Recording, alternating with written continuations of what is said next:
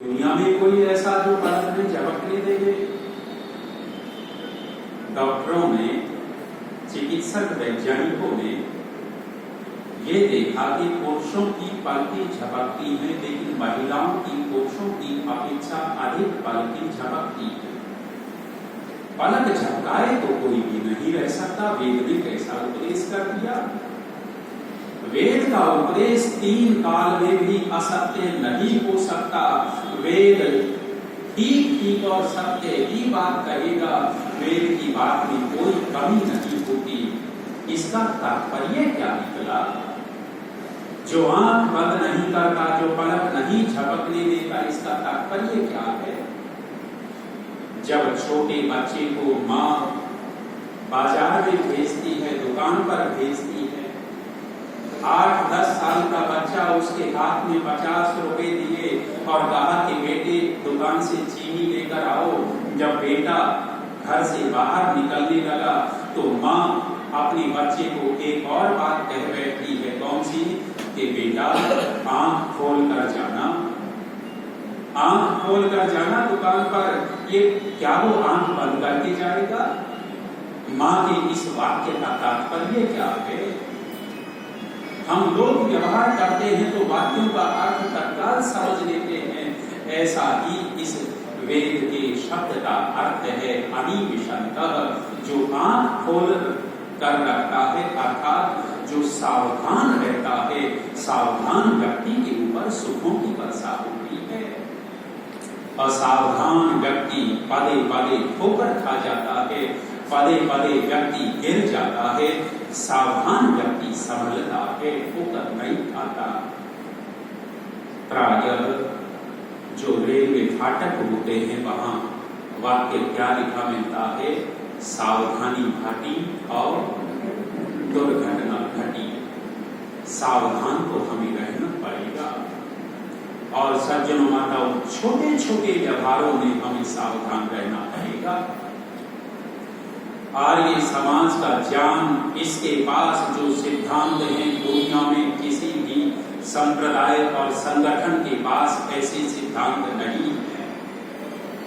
आर्य समाज के पास जो ज्ञान है, ऐसा ज्ञान किसी के पास नहीं है। हमारे पास इतना ज्ञान होते हुए भी हम कहीं न कहीं असावधान हुए। असावधान हुए, कहां असावधान हुए? हम थोड़े से व्यवहार में चूक गए। व्यवहार में कहां चूक जाते हैं? छोटी छोटी बातों की ओर संकेत कर रहा हूं। चाहे घर में करते हो या आर्य समाज में आके हुए करते हो। यहाँ मुझे अच्छा लग रहा है, आर्य समाज मॉडर्न टाउन में ऐसा नहीं दिख रहा। जब सत्संग भवन में प्रवेश करने लगते हैं तो आपके चप्पल जूते कहाँ निकलते हैं? एक बहुत सामान्य सी छोटी सी बात हमारे व्यवहार को प्रकट कर देती है। जब घर में घुसे तो बिल्कुल दरवाजे के बीचों बीच चप्पल जूते उतारे और अंदर चले गए। अब दरवाजे के बीचों बीच जो चप्पल जूते उतार दिए हैं आपने, हमने, आने जाने वालों को इससे सुविधा होगी या बाधा पड़ेगी? बाधा पड़ेगी। और एक व्यवहारिक व्यक्ति, सावधान व्यक्ति बीचों बीच नहीं निकालता, चौखट के साइड में निकालता है, दीवार से पड़ी जचा कर निकालता है। ऐसे निकालने में बाधा आएगी या सुविधा हो जाएगी? एक बहुत छोटा सा व्यवहार हमें कितना विशेष बना देता है। हम सावधान नहीं रहते। चप्पल जूते जब सत्संग भवन में प्रवेश करने लगे तो एक दूसरे के ऊपर पड़े हैं, दरवाजे के सामने पड़े हैं। असावधानी का लक्षण है। और सावधान लोग एक साइड में निकालेंगे, व्यवस्थित निकालेंगे। छोटे छोटे व्यवहार हमें संकेत करते हैं। अनिविशन्तः, जो आंख खोल कर रखता है, वह व्यक्ति सुखों का अधिकारी हो जाता है। उसके ऊपर सुखों की वर्षा होती है। लंबी बात नहीं करता, समय भागता चला गया। विषय ऐसे ले लेता हूं जो घंटों में पूरे और समय कम होता है। वे चक्षसः अनिविशन्तः अर्हणा बृहत् देवासु अमृतत्व मानसु। बीच की बातें छोड़ता। ज्योति रथा अहि माया अनागसो दिवो वर्षमानम वसते स्वस्थये।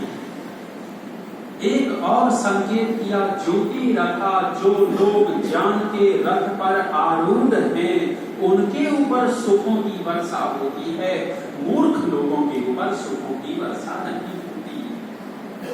ऋषि दयानंद जी को याद कीजिएगा, उनके सत्यार्थ प्रकाश का एक वाक्य याद कीजिए। कौन सा वाक्य? लिखा कि जो जड़ की पूजा करते हैं उनकी बुद्धि भी जड़ हो जाती है। जड़ की पूजा करने वाले की बुद्धि भी जड़ हो जाती है। कहेंगे कि देखो ऋषि दयानंद कैसे पागल थे, कैसी बात लिख गए। हमने बड़े बड़े इंजीनियर देखे जो मूर्ति पूजा करते हैं, वो तो बहुत बुद्धिमान।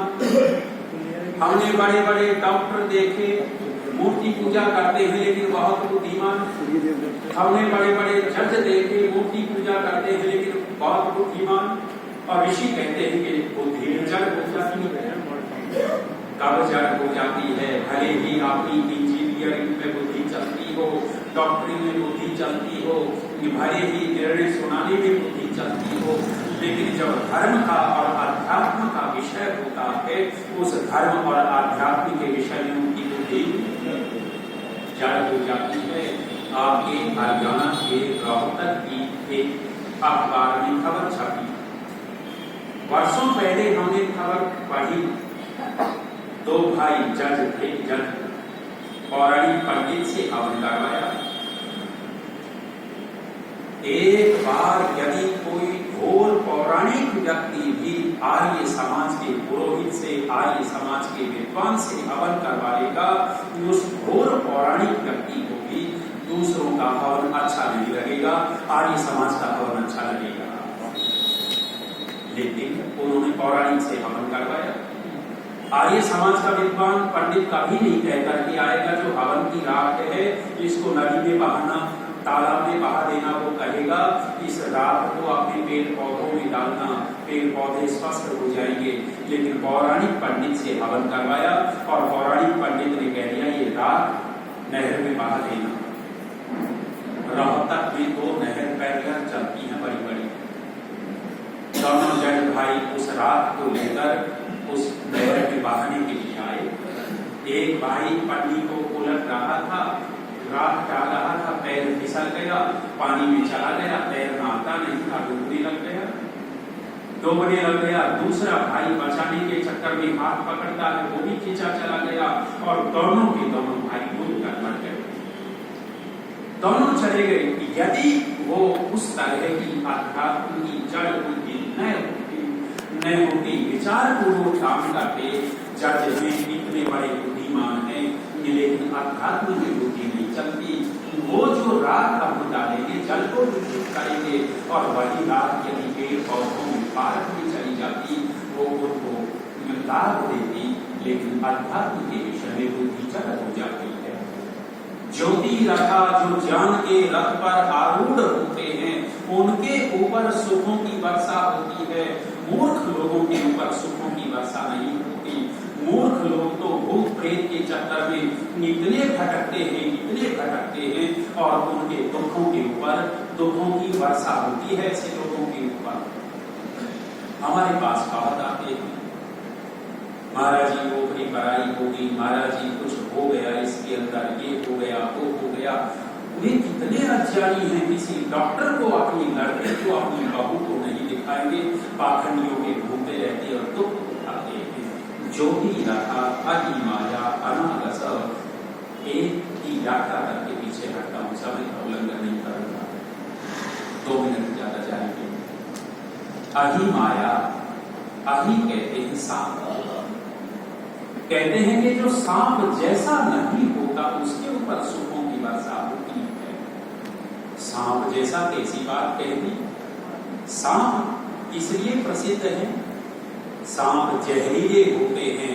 कहा कि जो लोग जहरीले नहीं होते उनके ऊपर सुखों की वर्षा होती है, और जो अंदर से जहरीले होते हैं परमात्मा उनको सुख नहीं दिया करते हैं। सांप जहरीला है। सांप होते हुए भी हमारे विद्वानों ने सांप के अंदर विशेषताएं देखी। सांप जब चलता है तो टेढ़ा मेढ़ा होकर चलता है, लेकिन जब अपने बिल में घुसता है तो सीधा हो जाता है। लोगों ने कहा कि दुनिया के लोगों, जब तुम बाहर चलते हो टेढ़े मेढ़े चलते हो, चलो कोई बात नहीं, गलत तो है लेकिन वो सहन हो जाएगा, लेकिन जब अपने घर में घुसने लगो तब तो सीधे हो जाया करो। पत्नी के सामने सीधे रहा करो, माँ के सामने सीधे रहा करो, बाप के सामने सीधे रहा करो। यदि वहां भी टेढ़े मेढ़े रहे तो दुखी रहोगे। सांप की विशेषता है, सांप जहरीली गैस को खींचता है। सांप की और बहुत सारी विशेषताएं, लेकिन जहरीला है। जानवरों की पंचायत लगी बैठी थी। जब जानवरों की पंचायत लगी बैठी थी, सरपंच बड़े ऊंचे आसन पर बैठा था। एक एक जानवर अपनी अपनी समस्याएं सुना रहे थे। बिल्ली ने कहा, सरपंच साहब मेरे को बदनाम कर दिया लोगों ने। बहन जी तेरी क्या समस्या है बताओ। बिल्ली कहने लगी कि लोग कहते हैं कि बिल्ली रास्ता काट गई काम बिगड़ेंगे। बिल्ली कहती है कि मेरा रास्ता काटने से कोई काम नहीं बिगड़ते, लेकिन जब ये आदमी किसी का रास्ता काट जाता है तो जरूर काम बिगड़ते हैं। बिल्ली बैठ गई एक तरफ। अब की बार गिरगिट खड़ा हो गया और गिरगिट ने निवेदन किया कि सरपंच साहब बदनामी तो मेरी भी है, भाई तुम भी अपनी समस्या बता दे। गिरगिट कहने लगा कि लोग कहते हैं कि कहावत बना ली, गिरगिट की तरह रंग बदलता है, ये नहीं कहते कि आदमी की तरह रंग बदलता है। गिरगिट कहने लगा मैं तो बहुत कम रंग बदलता हूँ, लेकिन ये आदमी कितने रंग बदलता है, इनके रंगों की कमी नहीं है। सांप ने कहा कि सरपंच साहब बदनामी मेरी, जहरीला हूं मैं स्वीकार करता हूँ, लेकिन मेरे से ज्यादा जहरीला ये आदमी है। मेरे जहर की दवाई मिल जाती है, मैं काट लूं तो दवाई से ठीक हो जाते हैं लोग, लेकिन जब ये आदमी किसी को काट लेता है तो आदमी के जहर की दवाई दुनिया में नहीं मिलती। कहा है जो जहरीले होते हैं उनके ऊपर सुखों की वर्षा नहीं होती, जो अंदर से जहरीले नहीं हैं, अंदर से पवित्र हैं, उनके ऊपर सुखों की वर्षा होती है। सज्जन माताओं, वेद के संकेत अमृत भरे हैं। हम वेद के संकेतों को पकड़ने लग जाएं और उन संकेतों के ऊपर चलने लग जाएं तो निश्चित रूप से सुखों की वर्षा होगी। ये कुछ मैंने संकेत किए और आपने उन संकेतों को सुना। मानव को ग्राम को शांति